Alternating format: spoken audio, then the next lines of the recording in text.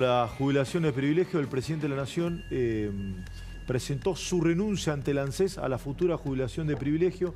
Este es el documento, míralo, dale.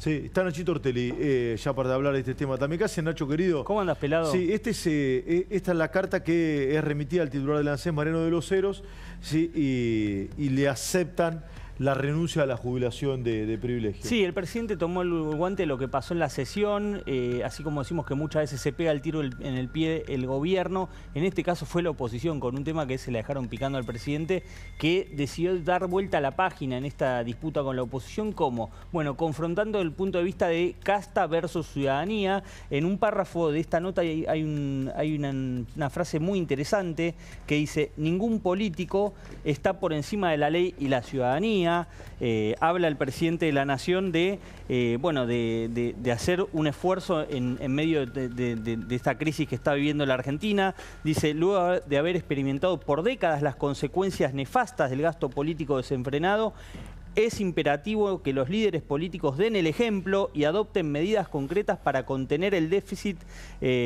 presupuestario. Por ello, mediante esta nota exhorto a los dirigentes a realizar los sacrificios necesarios para garantizar la estabilidad financiera del país. Esto tiene un doble mensaje. Por un lado es: renuncien a sus dietas, renuncien, en el caso de quienes fueron presidentes como Cristina Kirchner, a sus jubilaciones, y hagan el esfuerzo. Y por otro lado, en sentido político, de tengan cuidado con lo que están votando y lo que gastan. Ayer fue muy importante el mensaje que le dio Guillermo Francos a Eduardo Feynman en este canal, que dijo: bueno, si el Congreso insiste con rechazar el veto del presidente, vamos a ajustar por otro lado. Es decir, estamos dando obras, acabamos de dar obras públicas a 3 gobernadores, dijo Francos, palabras más, palabras menos. Si el Congreso insiste, y bueno, tendremos que sacar de algún lado. Sí, esto decía Milei hablando de los diputados, dale. Lo que hacen los degenerados fiscales que están en el Congreso. Es decir, están todo el tiempo enviando leyes para tratar de sabotear la columna vertebral del programa económico, que es el superávit fiscal. Una muestra de ellos la dieron ayer, pero además no podían dejar de demostrar que son una casta inmunda, porque se subieron 80% las dietas. Es decir, para pasar las reformas estructurales que necesitamos los argentinos de bien, llevan tomándose 6 meses. Para aprobar el aumento para ellos, rapidito lo hacen, ¿eh? Qué eficiente que son cuando quieren, digamos, con la de ellos. En Agroactiva fue junto con José Luis Esperta hace un ratito nada más. Vamos para adelante. Bueno, así votaron las jubilaciones de privilegio. Esto fue la reforma jubilatoria que consiguieron los 2 tercios y que ya avisó un sector del radicalismo que si insiste el presidente con vetarlo, si hace lo que está prometiendo, van a insistir ellos y también se va a sumar la izquierda. Por lo tanto, en diputados está el número, pero atentis que en el Senado puede no estar. ¿Por qué? Por este mensaje de Francos a los gobernadores. Es decir, los gobernadores, ¿qué prefieren? ¿Darle un golpe político al presidente o tener fondos para llegar a fin de mes? Me parece que la segunda. Ahora, vamos para adelante. El gobierno está en un pasillo complicado. Bueno, sí, desde que asumió está en un momento complicado. No tiene un gobernador, no tiene un intendente, tiene una inmensa minoría en el Senado, una inmensa minoría en diputados, y por primera vez la oposición sí maneja con 2 temas la agenda: jubilados y el tema de los alimentos. El presidente descartó hacer más cambio de gabinete del que ya hizo. Vamos para adelante. Bueno, el presidente sale para arriba. A ver, ¿cómo es esto? El presidente sabe que Francos va a trabajar en acuerdos para tratar de bloquear el tema jubilatorio, para tratar de conseguir aprobar la ley base definitivamente. Esto es, a ver, hay unanimidad en la oposición dialoguista que la ley tiene que salir y que tiene que quedar al margen de lo que es la discusión política partidaria en este momento. Es decir, yo no, de lo que pasó anteayer en el Congreso, no lo trasladaría a la ley base. La ley base va por otro camino. Seguramente con la oposición va a haber un camino de confrontación. ¿Cuándo ley de bases? Ley de bases en junio. Ahora, probablemente la semana que viene empiece de vuelta a evaluarse la fecha, pero va a ir al recinto, se va a aprobar y en diputados va a ser un trámite. ¿Se va a aprobar? Se va a aprobar, sí.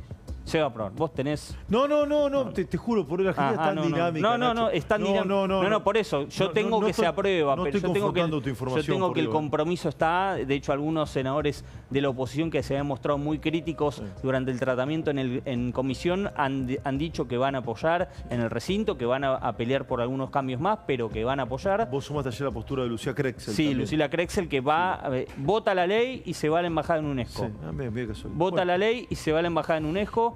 Y el radicalismo suma un senador más. El presidente cada vez más habla de 2025, ¿viste? Sí, bueno, es eso. Tiene la ley, empieza también a confrontar con la oposición, a dividir aguas, a aislar a la oposición. Digo, aislar no porque la debilite, sino porque la junta. Él quiere ubicar a todo un sector de la oposición de un lado y él y a los opositores dialoguistas, pero más dialoguistas. Estamos hablando del PRO y no de todo el PRO. Del PRO y no de todo el PRO, porque hay alguno ahí que... Interesante eso. A ver, me metí un parate ahí. ¿Cómo no todo el PRO? Bueno. El PRO de Macri, el de Bullrich. A esta hora sí, pero todavía es indescifrable lo que vaya a hacer Mauricio Macri en los próximos tiempos. Es decir, la ley base va a estar aprobada, Macri asume su rol partidario, el PRO está en plena ebullición interna entre el sector que lo apoya a Macri y también el sector que lo apoya a Patricia Bullrich. Vamos a ver cómo se decanta eso. Hay una definición muy interesante en las últimas horas del titular del gobierno de la Ciudad de Buenos Aires, sí, Jorge Macri, respaldando a Milei con el tema de la reforma jubilatoria y la ley de bases. Sí. Muy fuerte salió. Me dicen que no se lo pidió Macri, o sea, su primo.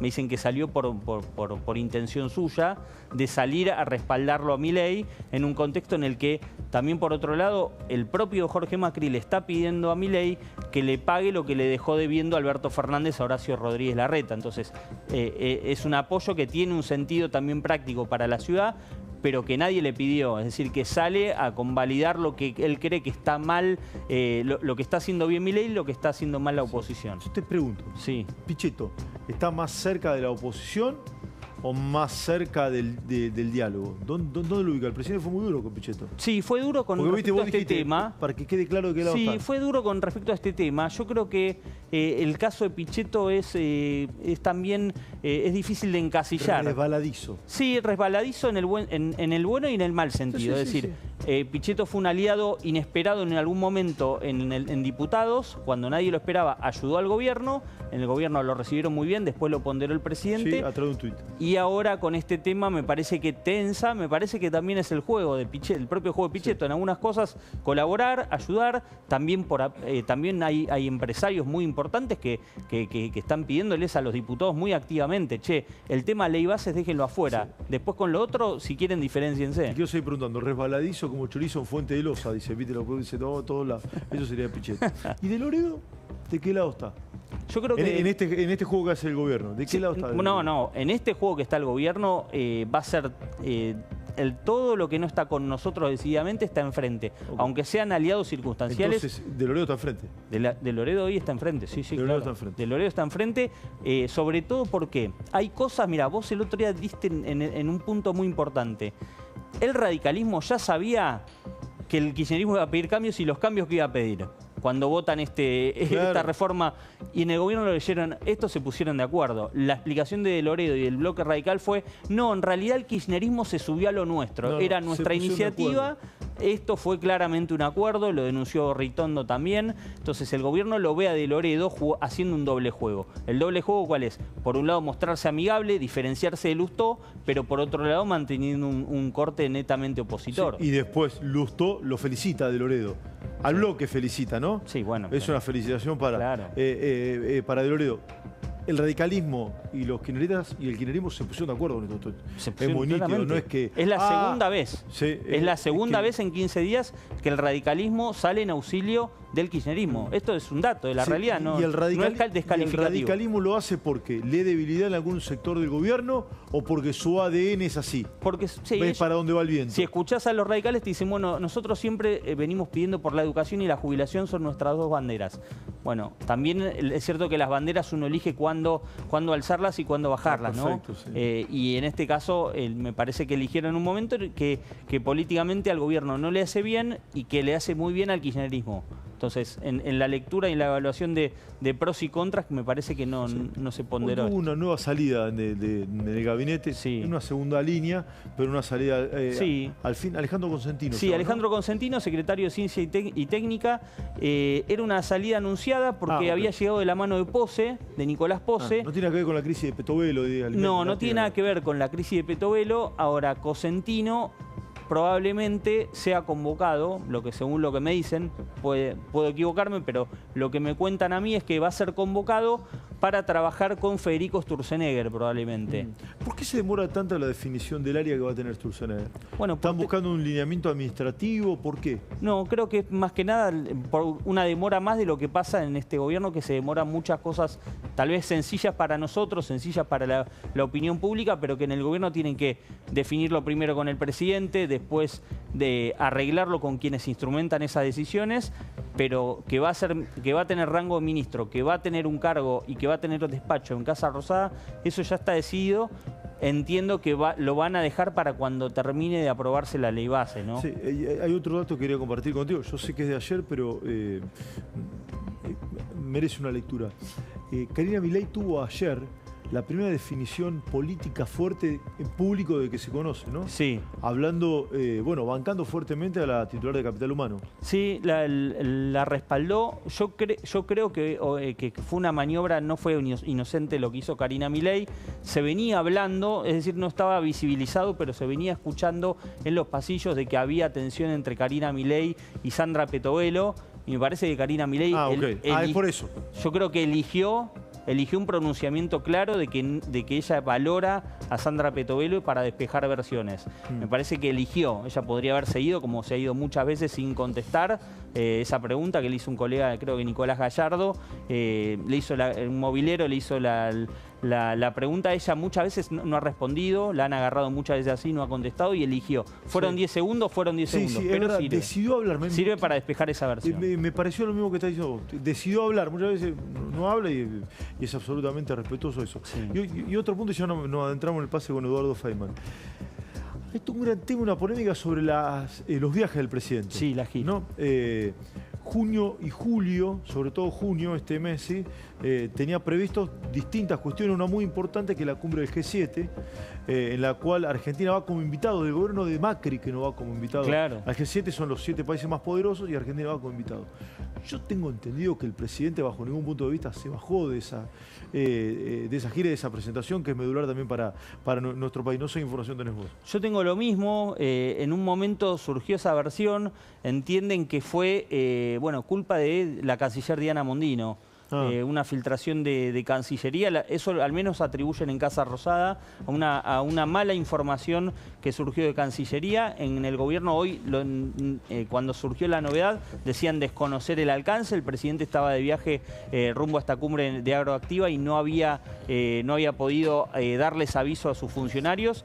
Y después salieron todos a bajarle el espuma. Por la información que tengo, no se achicó hasta ahora la agenda internacional en los puntos centrales, que es sobre todo la cumbre del G7. Claro, lo que me decían es tal vez lo que hace es reducir la cantidad de días. Es decir, hacer un viaje, un país por día, tal vez es un país por día, pero que la idea sigue siendo viajar. Veremos, ¿no? Veremos la información, como decís, es muy va de memoria, espero no confundirme. volátil. Es España, Italia, Alemania, Francia, exactamente. ¿no? No sé si el orden es correcto, pero España, Italia, Alemania. Va de memoria, sí. Jenny nos presenta esto y ya nos metemos en el pase con Eduardo, dale. Así es, muy cortito y tiene que ver con Felicitas Calvi, a quien conocemos